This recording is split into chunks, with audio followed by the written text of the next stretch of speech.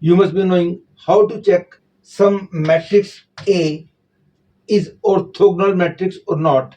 You have studied this definition that if A into A transpose is equal to I, then the matrix is said to be orthogonal matrix. It's not wrong, but it is a bit inconvenient to write A transpose and then multiply. The simple way of checking the matrix A to be orthogonal or not, just by looking at the matrix, you can check that the matrix A is orthogonal or not. If A square plus B square plus C square is 1, D square plus E square plus F square is 1, G square plus H square plus I square is 1, and AD plus BE plus CF is 0, DG plus EH plus FI is 0, AG plus BH plus CI is 0, then the matrix is said to be orthogonal. You may say it is just obvious, but I will say that if you know this thing, it will be very helpful to you. You will not have to write A transpose and then multiply. Actually, whatever I have told, that is not different from this, but I have told the same thing in a different language. That is why just by looking at the matrices P1, P2, P3, P4, P5, P6, you can easily say that all these 6 matrices are orthogonal matrices. And because in orthogonal matrix A into A transpose is I can also say that A transpose is equal to A inverse. These concepts I am going to use in this question. Once you know these things, the solution is very simple. In this question, the matrices P1, P2, P3, P4, P5, P6 are defined in this way. And the matrix X is defined by this equation. And here PKT is written. He is saying that PKT denotes a transpose of the matrix PK. Then which of the following options is oblique are correct? And now using this information, you have to find the correct choice. I always say that whenever you have to check the choices, you must start checking from the choice which you feel easiest, because many times examiner gives the choices in such a way that in the complicated choice the result of some other choice is being used. And in this question, the choice B, that X is a symmetric matrix, is easiest to check. Therefore, first I will check X is symmetric matrix is true or not. It is clear that X is P1, because again and again I will have to write this matrix. Therefore, I am naming it as Y. P1 Y P1 dash plus P2 Y P2 dash, and so on. The last is P6 Y P6 dash. Now X dash will be equal to P1 Y P1 dash plus P2 Y P2 dash, and so on up to P6 Y P6 dash whole dash. And now using the formula of that A plus B whole dash is A dash plus B dash, I get X dash equal to P1 Y P1 dash whole dash P2 Y P2 dash whole dash up to P6 Y P6 dash whole dash. And you must be knowing this thing out, that AB whole dash is B dash A dash. Similarly, ABC whole dash is C dash B dash A dash, I get x dash equal to P1 y dash P1 dash. Note that P1 dash dash has come as a first term and this becomes P1 dash and it has come last.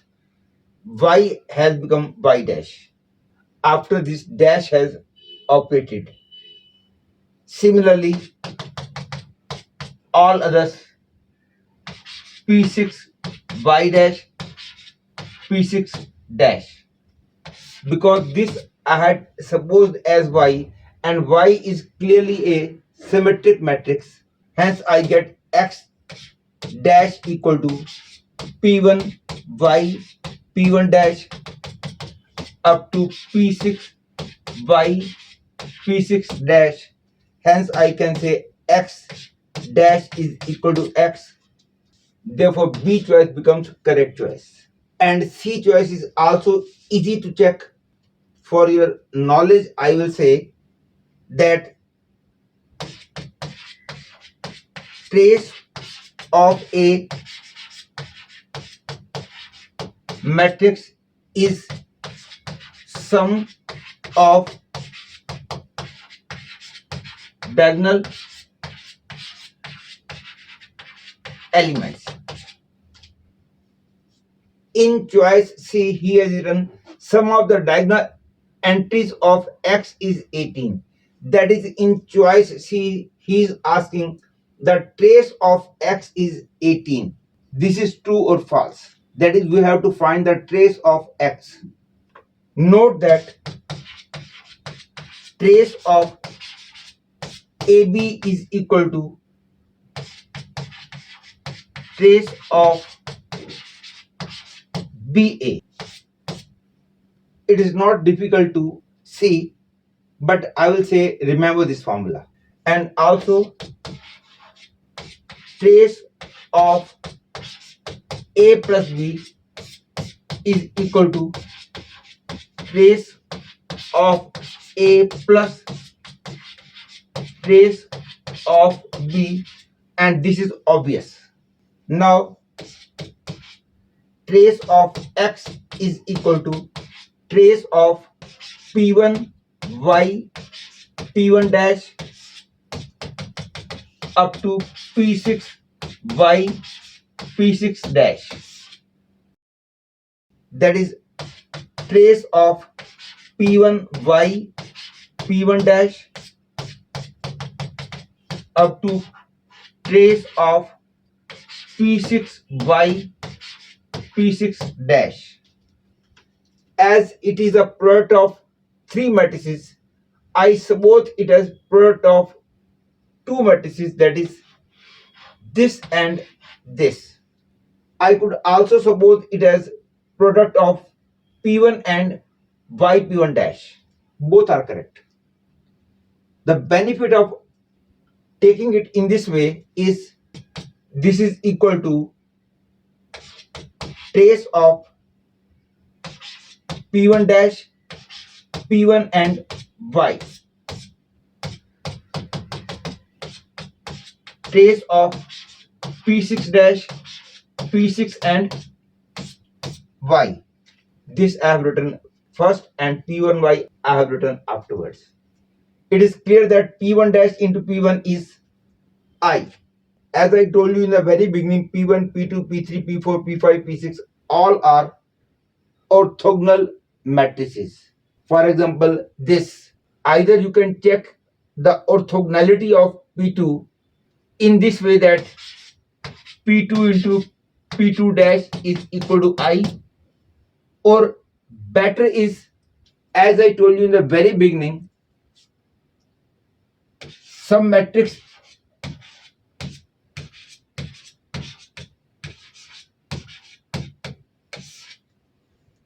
is orthogonal matrix if A square plus B square plus C square is 1, D square plus E square plus F square is 1, G square plus H square plus I square is 1, and dot product of these two, that is AD plus BE plus CF is 0, DG plus EH plus FI is 0, AG plus BH plus CI is 0.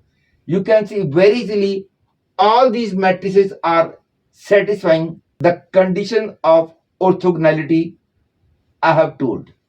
And for any orthogonal matrix, say Z into Z dash is I, therefore P2 into P2 dash will be 1, P3 into P3 dash will be 1, and so on for all these matrices. Hence P1 dash into P1 is identity matrix, and I into Y is Y, that is each of them is equal to trace of Y, and trace of Y is clearly 3. That is I get 3 plus 3 plus 3 6 times, that is 3 into 6, that is 18 is the trace of X. Therefore the sum of the diagonal entries of X is 18 becomes true. That is C is the correct choice. Actually the result of choice A can be easily derived from the result of D. It's very easy to see, but still for your clarity I will do it. First let me check the choice D. It is clear that X matrix into 1 1 1 is equal to P1 Y P1 dash into 1 1 1 plus P2 Y P2 dash into 1 1 1, in this way up to P6 Y P6 dash into 1 1 1. And because in matrix multiplication according to associative law, we can multiply any two matrices first, keeping the order of matrices same. It is clear that P1Y and P1 dash into 1 1 1. If you multiply any of these matrices or their transpose by the matrix, the result will be surely 1 1 1. It's not difficult to see. Hence, it will be simply 1 1 1 plus P2Y 1 1 1 up to P6Y 1 1 1. And now it can be written as P1 plus P2 plus P3 up to P6 into Y into 1 1 1. And now it is also easy to see that the value of this will be 2 2 2 2 2 2 into Y into 1 1 1. Now this is equal to 2 2 2 2 2 2. It is easy to see that the matrix Y, that is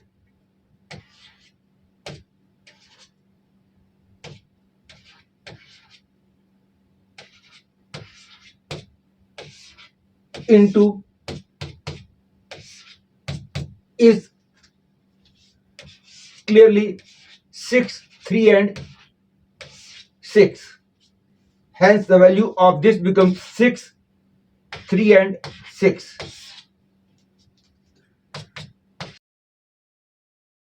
I'll be getting 30 30 and 30, and which means 30 1 1 1. Hence I can say D choice is also correct. And now this can be written as X equal to 30I into 1 1 1. And this means x minus 30i into the matrix 1 1 1 equal to 0 matrix. Obviously, this is a 3 by 3 matrix, and we know that according to Cramer's rule, the three equations ax plus by plus cz equal 0, dx plus ey plus fz equal 0, gx plus hy plus iz equal 0. Note that these three equations can be written in matrix form as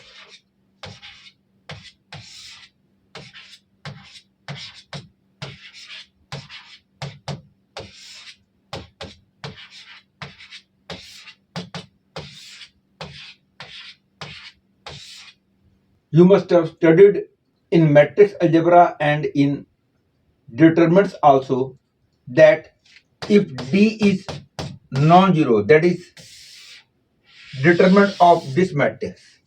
If it is non-zero, only possible solution of this equation is x equal to y equal to z equal to 0.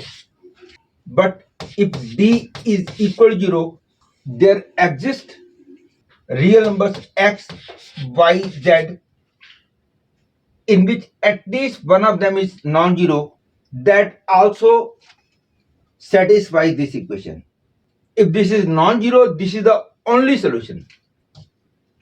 If this is 0, except this solution, more solutions are also there in which at least one of them is non-zero.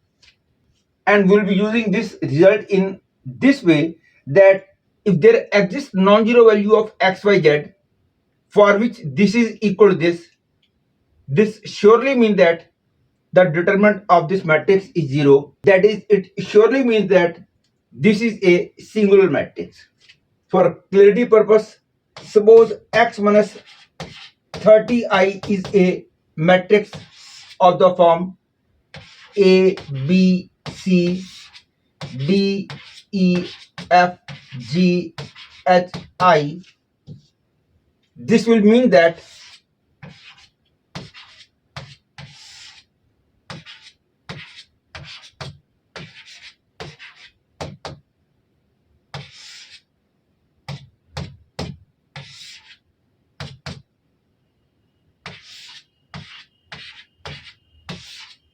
and according to the result I just now told, keeping that result in mind, here x, y, z are all 1, and this is possible only if this is a singular matrix. That is, x minus 30i is a singular matrix. Singular matrix means it is not invertible. But in the choice A, it is written that x minus 30i is an invertible matrix. Therefore, it becomes wrong choice.